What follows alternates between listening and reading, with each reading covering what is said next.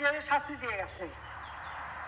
এই সাজাপ্রাপ্ত রাষ্ট্রপতি দেশ থেকে বাইরে ওখান থেকে হুকুম দেয়, এটা জ্বালাও, ওটা জ্বালাও, এটা করো, আর কদিন চালাও ইত্যাদি।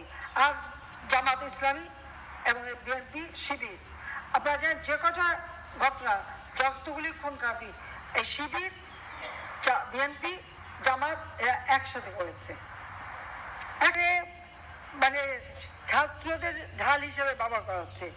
কি হচ্ছে, আওয়ামী লীগ, ছাত্রলীগ তারা ছাত্রদের বিরুদ্ধে যখন ইউনিভার্সিটিতে গোলমাল শুরু করেছে, আমি ছাত্রলীগ বলছি তোমরা বেরিয়ে চলে আসো। বেচারা বেরিয়ে চলে আসে, তাদের প্রত্যেকের রুম থেকে সমস্ত মাল ফেলে সব পুড়িয়ে দিয়েছে, মেরেছে। আমি যে কোনো কিছু করবো না, ধৈর্য ধরো। শিক্ষকদের গায়ে হাত তুলেছে, মেয়েদের বিলাসের সাথে বেঁধে ছাত্রলীগ করে কেন, তাদেরকে ধরে মেরেছে। কত ধরনের ঘটনা ঘটেছে সেগুলি বলতে চাই না। তারপরেও যারা আন্দোলন করেছে ধৈর্যের সাথে বারবার তাদের কথা শুনেছি, যখন যেটা তারা দাবি করছে সেটা মেনেছি, মানার পরেও তারা কী করবে জানি না। কিন্তু তারা যখন আপনার সব কিছু বন্ধ করে দিল, সিজ করলো, তখন আপনাদের কী অবস্থাটা ছিল। কিন্তু এদের ছত্রছা, এদের ঢাল হিসেবে ব্যবহার করে তারা পিছনে এই ঘটনা ঘটালো। এখানে শিবির একেবারে এখন যেরকম হচ্ছে পরিকল্পিতভাবে প্ল্যান করে, দীর্ঘদিন থেকে প্ল্যান করেই তারা এসেছে। জেলায় জেলায় খবর নিয়েছে কোথায় কোথায় শিবির কর্মীরা আছে, তারা কেউ নাই, সব ঢাকা, কিন্তু ঢাকা শহরে না, ঢাকার আশেপাশে এখানে সেখানে তারা ঘাপটি হয়ে আসে আর এই ঘটনাগুলি ঘটাচ্ছে। বিএনপি সম্পূর্ণ মদত দিচ্ছে। আমার প্রশ্ন, এরাই যে এত কিছু করছে, অর্থ সরবরাহ কারা করছে সেটা আপনারা খুঁজবেন, যে অর্থগুলি কোথা থেকে আসছে আপনারা সেটাও খবর নেবেন। আমি আপনাদের কাছে অনুরোধ, এবং আমরা চাই যত দ্রুত সম্ভব এই অবস্থার পরিবর্তন হবে। অনেকটা আমরা শান্ত করে নিয়ে আসতে পেরেছি, অনেকটা আমরা এটাকে মানে বলতে পারি যে অবস্থা ছিল তাতে আস্তে আস্তে এখন ভালো হবে। কারফিউ আমরা কিছু শিথিল করেছি আজকে, এখন আপনাদেরও তাড়াতাড়ি ছেড়ে দেবো।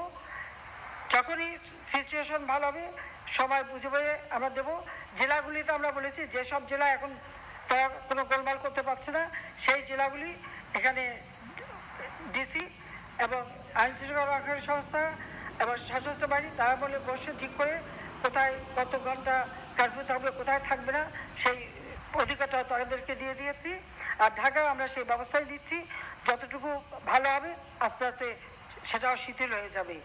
আর আপনাদের ব্যবসা বাণিজ্যটা যাতে ভালোভাবে চলতে পারে তার জন্য যা যা করণীয় সেটা আমরা করবো। আমি ধন্যবাদ জানাই যে আজকে আপনারা এখানে এসেছেন, আপনারা সমর্থন দিয়েছেন। আমি মনে করি আপনাদের সমর্থনটা আমাদের দরকার ছিল, এবং এটা হলে পরে আমরা তাহলে আরও দ্রুত এই দুর্বৃত্তদের, এই শিবির, জামাত এবং বিএনপির যারা সন্ত্রাসী এদের বিরুদ্ধে যথাযথ ব্যবস্থা নিতে পারবো। 13-14তে অগ্নিসংযোগ যারা করেছে তাদের অনেকেই শাস্তি দেওয়া হয়েছে, একবার জানি, কিন্তু শাস্তি দিয়েছে, আবার জেল থেকে তারা ওই একই চেহারা। Nella mia famiglia siamo in 6, io, mia mamma e mio papà e mia... তাতে আপনাদের সহযোগিতা চাই, যে বাংলাদেশে ভাবমূর্তিটা যা থাকে সেটাই দেখেন। আমার কাছে ক্ষমতা কিছুই না, আমি ক্ষমতার মুখাপেক্ষিও না। আমি ক্ষমতা এসেছিলাম দেশটাকে উন্নত করতে। 2021 সালে বাংলাদেশ উন্নয়নশীল দেশের মর্যাদা পেয়েছে, এটা আমরাই আমাদেরই কষ্টের ফসল। 2009 থেকে এই পর্যন্ত দেশটাকে ওইটুকু তুলতে পেরেছি বলে আজকে সেইটাকেই ধ্বংস করা হচ্ছে। যে বাংলাদেশের কোনো ভাবমূর্তি না থাকে, ভাবমূর্তি না থাকলে আপনার ব্যবসা এমনি লাটে উঠবে, এটাও মাথায় মনে রাখবেন। কাজে আমি আপনাদের ওইটুকু বলবো যে আবার ধন্যবাদ জানাই। কারখানাগুলি খোলা, যখনই ওই এক একটা এলাকা ক্লিয়ার করা হচ্ছে, যখনই ক্লিয়ার হবে খুলবেন। আর কেউ যদি মনে করেন যে হ্যাঁ আপনি আপনার কারখানা রক্ষা করতে পারবেন, সেই শক্তি আছে, এটা আপনারা খুলে ফেলতে পারেন, আমাদের কোনো আপত্তি নেই। কিন্তু যদি কোনো দুর্ঘটনা ঘটে, যদি কোনো দুর্ঘটনা ঘটে তার দায় দায়িত্ব কিন্তু আমাদের দিতে পারবেন না, আপনাদের নিজ দায়িত্ব করতে হবে। তার কারণ আমি যখনই খবর পেয়েছি ওরা যাচ্ছে, আমি সাথে সাথে কারখানা বন্ধ করে শ্রমিকরা নিরাপদে যে চলছে আমি সেই ব্যবস্থা নিয়েছি আপনাদেরই স্বার্থে। ইন্টেলিজেন্সের খবর আছে বলে এটা করতে পেরেছি, গোয়েন্দা সংস্থার সময় সময় খবর দিয়েছে বলে এটা সাথে সাথে ব্যবস্থা নিতে পেরেছি, সেটাও মাথায় রাখবেন। খবর দিয়েছে, কিন্তু একটা রাজনৈতিক দল তারা যদি এইভাবে সন্ত্রাস শুরু করে, তার সাথে জঙ্গি জামাত শিবির তো জঙ্গি দল, কাজে এই জঙ্গিদেরই তো আক্রমণ, নইলে গলা কেটে একটা সাধারণ কর্মী ভোট দিতে সবসময় আমাদের, তাকে গলা কেটে কলেজে ওখানে ফেলে রেখে দিল, গলা কাটে কে, হাত কেটে দিয়েছে, পা কেটে দিয়েছে, ছাদের থেকে ছাত্রলীগের কর্মীদের ফেলে দিয়ে মেরেছে। এই সমস্ত নৃশংসতা কে করে? কাজে শিবির হচ্ছে সম্পূর্ণ জঙ্গি, জামাতও জঙ্গি, আর বিএনপি আজকে তাদেরও চেহারাটা বেরিয়ে গেছে। এখনো দল নেই, এখনো হুকুম দেয় চালিয়ে যাও আন্দোলন, মানে আপনাদের এই জ্বালাও পোড়াও চালানোর হুকুমও দিয়ে যাচ্ছে। আপনারা সমর্থন করেন, আমরা আপত্তি দেয়, আর প্রতিরোধ যদি করেন আমরা আছি আপনাদের সাথে, পরিষ্কার কথা। আমি আপনাদেরকে বলবো যে এই জঙ্গিদের দমন করা এবং একটা ভালো পরিবেশ সৃষ্টি করা, এটাই আমাদের লক্ষ্য। আমি আবার ধন্যবাদ জানাচ্ছি এই কার্ফুর মধ্যে আপনারা এসছেন এবং কষ্ট করে। আমি মনে করি যে এটা আমাদের জন্য ভালো, যে আমরা এখন আরো শক্ত অ্যাকশন নিয়ে এটাকে দমন করে পরিবেশ আমরা উন্নত করবো। আপনাদের ধন্যবাদ।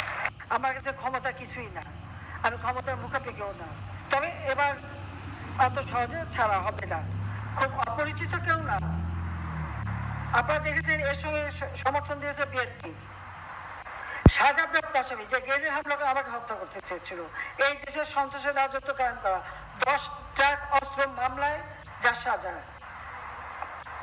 আমেরিকান এফবিআই কর্তৃক দুর্নীতির যে তথ্য, সেই তথ্যের ভিত্তিতে এফবিআই লোক হিসেবে সাক্ষী দিয়ে ওই পায়ের জেলে শাস্তি দিয়ে গেছে।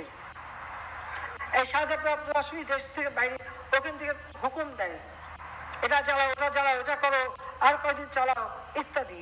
আর জামাত ইসলামী এবং বিএনপি শিবির, আপনারা জানেন যে কটা ঘটনা যতগুলি খুন খাবি এই শিবির বিএনপি জামাত এরা একসাথে করেছে। একে মানে ছাত্রদের ঢাল হিসেবে ব্যবহার করা হচ্ছে। কি হচ্ছে, আওয়ামী লীগ ছাত্রলীগ তারা ছাত্রদের বিরুদ্ধে যখন ইউনিভার্সিটিতে গোলমাল শুরু করেছে, আমি ছাত্রলীগ বলছি তোমরা বেরিয়ে চলে আসো, বাচ্চারা বেরিয়ে চলে আসছে, তাদের প্রত্যেকের রুম থেকে সমস্ত মাল ফেলে সব পুড়িয়ে দিয়েছে, মেরেছে। আমি যে কোনো কিছু করবো না, ধরতে ধরো। শিক্ষকদের গায়ে হাত তুলেছে, মেয়েদের পিলারের সাথে বেঁধে ছাত্রলীগ করে কেন, তাদেরকে ধরে মেরেছে।